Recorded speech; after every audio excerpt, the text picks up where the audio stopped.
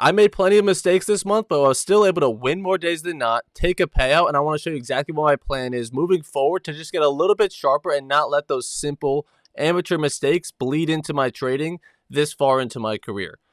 Looking at the TradeZella, about 1.5K made this month, right? Remember, there's up 4K in the month, but there is a hidden, if you want to say, 3K day there that I lost the data on that account. So it's really 4 red days to what is that? 11 green. But I'm barely in the green because 2 of those days or 3 of those days were max day loss day. Here on the 4th, obviously this $3,000 day, and even on the 27th, the smaller 1.2K is max day loss on just one account, where the other 2 days were on multiple accounts. But I think the main lesson here is, and I preach all the time, you can win more days than not, like I did, and still be unprofitable, right? Because imagine if I had maybe only 7 green days to 4 red, you probably wouldn't make money. But since I did have 11 of them to only 4 red, I still did manage to make money, but it's definitely not the route that I want to be taking.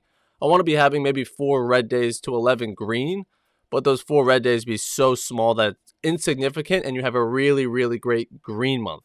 So that's the lesson there that I definitely need to scale back in of not having these max day loss days, especially as often as I did.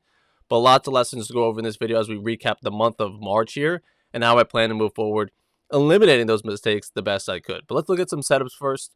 Let's start with the bad one here above my head. Short above the New York view up. That is just one of the cardinal sins that I do not want to be doing if I want to have high probabilities.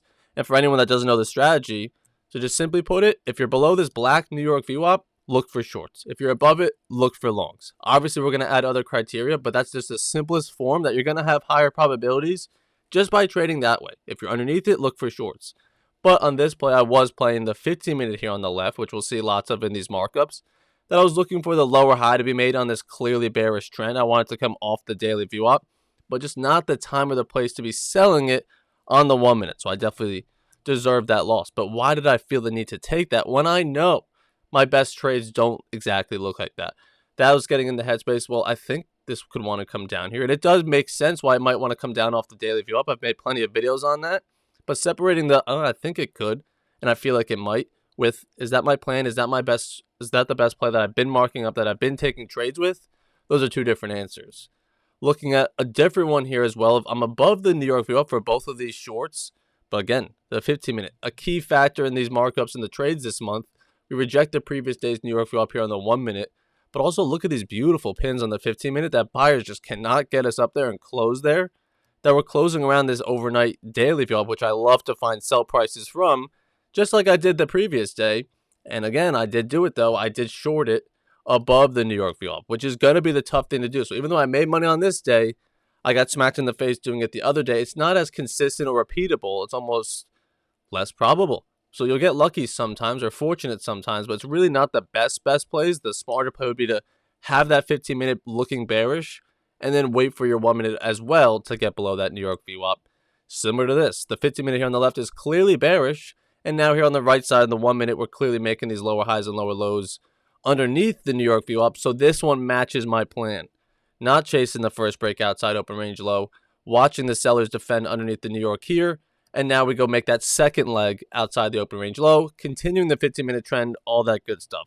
For anyone that doesn't know, this is all taught in Futures 2.0, my view up strategy, how it should look. All the trades that are going to say that are really good this month, they're all from here in the Futures 2.0. So if you go to AceFX TV, you actually use code Evan, you can get 50% off your first month to the courses, as well as taking these live streams where I take the trades with you live every day. And if you miss the live streams, you guys should go back and watch the replays as well of all the trades we're taking of these strategies that I'm teaching you guys here on YouTube for free as well. But that's a really good trade. And this is another one that fits my plan. It's the same idea, not chasing this first break outside open range low. See the sellers reject that New York view up. Okay, cool. So buyers didn't step in. The 15 minutes bearish. We're underneath the previous day's New York view up, if you could see it up here. And now I'm going to look to continue the bearish trend that is showing me here off our open range low as well. So trend continuation on the 15 minute as well. On the right side of the VWAP, that's so far what's working out for me. No shocker there. That's what had been working out for me anyways, but that's the trades I need to be focusing on and not be distracted with taking other types of setups of, well, this could win or this could want to fall from here. I don't want to speak like that. I want to say this fits my plan. I need to be in this almost. I need to. If I don't take this and it wins without me, I'm going to be pretty upset with myself because I know I need to be in this. I don't need to be in this setup. If this wins, I'd be like, oh, wow, I was right. But that's not a great trade. So always ask yourself, would I be more upset if I missed this trade and it wins, or if I took it and it lost like it did here? I was like, what are you doing? So always ask yourself that question. Another thing I was using this month is the edge fill stats of the initial balance report, as well as the gap fill and the opening range breakout. Those three reports, definitely filtering it by different sizes and weekdays, give me strong probabilities on a specific day, right? You can see just the opening range here real quick. 40% of the time when the opening range is a specific size, like on this day, it only double breaks 40% of the time. So let's take that information maybe over to this day. When it breaks only one side here, I'm making it up because I don't know exactly the stats on this day, but it would simply be, okay, we took out the bottom, and there's a 40% chance we would only double break up there. Yeah, so buyers probably don't want to bring us up there. Yeah, I should keep on looking for shorts. Just that simple stat could really keep you one-sided and looking for the higher probability trades in the direction of trend. So definitely check out Edgeful. The link for that is always down below. Another trade here, above the New York VWAP, trying to buy it. Okay, so we're getting a little bit good there, but I'm not trading with the overall structure on the day. It's still very bearish overall here from the open of these lower highs. We're underneath yesterday's New York VWAP. I can only imagine we're also underneath the 15-minute daily VWAP.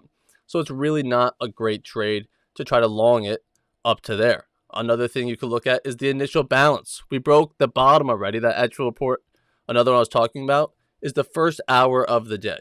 Well, we took out the bottom here. You can see the stats up here. Only 13% of the time have we double broken. And I'm asking for this to go higher and double break both sides of it because we took out the bottom. I'm asking for it to take out the top. That's happened 13% of the time. So I'm trading into a 13% target. That is not high probability at all. So, again, poor target there of trying to take that longer. Probably should just look to trade back in the direction of overall trend, which is back to the downside.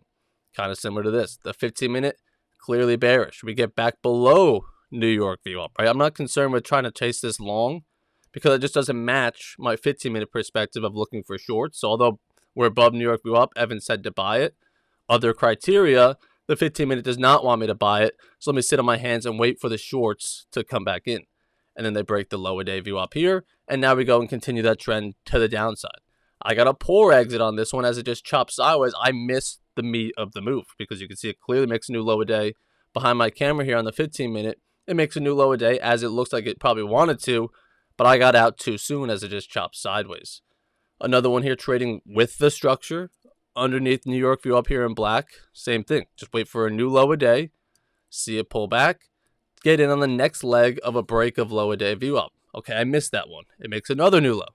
Let it pull back, chase the lower day view up break, trend continuation. Never looking to sell it at the bottom. The selling at the bottom, looking at this move, it almost confirms that, hey, I should be looking for shorts, but I don't want to just jump in mid-move. Let it pull back. I'll get involved in the next move back down. It's always about trend continuation. And then looking at it here, for a reminder, if you use my name, code Evan, on any of these Tradeify accounts, which is where I'm trading all these trades with, you actually get matched their best deal that they're running. Right now, it's 30% off all of their accounts. If you use my name at checkout, I can save you over $200 on all these accounts. So definitely don't pay full price if you're looking to trade with Tradeify like I am, because they're running a really great deal as they normally are. So definitely make sure you use code Evan.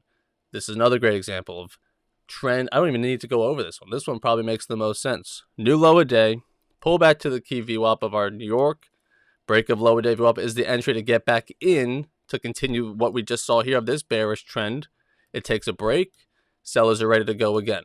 Very simple, off a key level with all the trending VWAPs, with all the everything. That one's simple. I have to be in that because if that wins without me, I'd be upset because there's nothing better than that trade right there for my plan specifically. This one I didn't take. You can see there's no arrows on it, but this is just another clean example of the breakout strategy. A new high a day. I'm not looking to chase this first breakout. You guys can do it all you want. Sometimes it will run, but many times it will not. So see it pull back, see buyers defend that New York VWAP, and then just take this second time outside that open range high. It's pretty much the same price you wanted back here. Just wait 30 minutes and you get the stress-free pop for a new high a day. So that was a really clean one there. So thankfully, we come in the next day and I do capitalize on it. So same thing. If you take this first break outside open range high, yeah, you make a little bit of money. If you bag profits up there, but I don't know how greedy you were or if you had a good risk reward, or maybe you were holding it for longer. So maybe you didn't close it up there. But then you see it pull back to our key level of New York VWAP right here, new open range high, and a break of high day VWAP. Let's go continue this clear bullish trend, right? Higher high, higher low. Let me go get that next higher high. And it's just simple, clean trend continuation like that previous market we went over. And a great stop loss, all in profit, all above the high day VWAP. That's the trade I need to be in. Another one looking here, it's this thing, maybe the same day, just later on, now back on NQ. Key level. I don't want to chase it up here off of no man's land. Could you buy it up here? Could you buy it up there? Way up there? Of course you could. I want it to come down to a key level. I should not be touching it. So it comes down to New York 3 times. New York VWAP 4 times, whatever you want to say. Clearly a bullish day. We're getting a nice hold of this bounce play that I want to get in with a stop loss well below all these structure points. We go and finally continue the trend later on in the afternoon. This is like 2 p.m. Get a nice little pop there. And then one more here. Selling it above the New York VWAP. It may be matching my 15-minute. We're right off the daily VWAP. But look at all that momentum I'm fighting here on the 1 minute. Do not need to be in that trade. Even if it did eventually fall from there, I could be like, oh, wow, I kind of saw that coming. But it's not my favorable trade because there's not enough sellers in the market right now, what the market is telling me, that we want to move lower from here. So definitely not my best play. So hopefully you guys found value in it of seeing the trades that I really shouldn't be in, but I tried to test them out and I paid the price on it for some of them. The trades I really need to be in and I was in and I did capitalize on it. So any of these great green days you do see here on my TradeZella calendar, it was probably those trend continuations off a key level, 1 to 2 trades per day. But the bigger red days, it's trying to sell it above a New York VWAP, trying to buy it below a New York VWAP, trading against the momentum, trying to call the top, trying to chase a move, whatever it is. So it's all about scaling it back in. These green days, more times than not, are going to come. I'm going to find them. But I need to limit these red days and the size of them. That's all it really is, right? I know how to win trades, but on the days where I don't particularly win very often, how much damage did it do? Was this day minus $200 or minus $2,000? Because if it's minus $200, we'll live with that. We'll bounce back from that and easily end the week green. But if it's $2,000, well, then we got to dig ourselves out of that.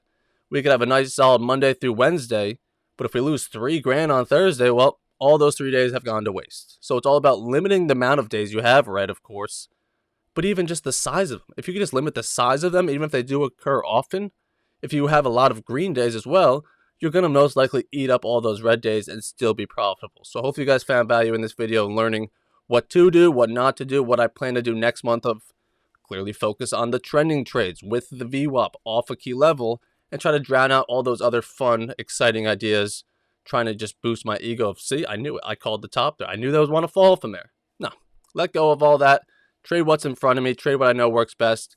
And hopefully you guys will do the same as well. So make sure you check out Tradeify, Edgeful, AceFX TV if you want to join the streams. Everything is code Evan.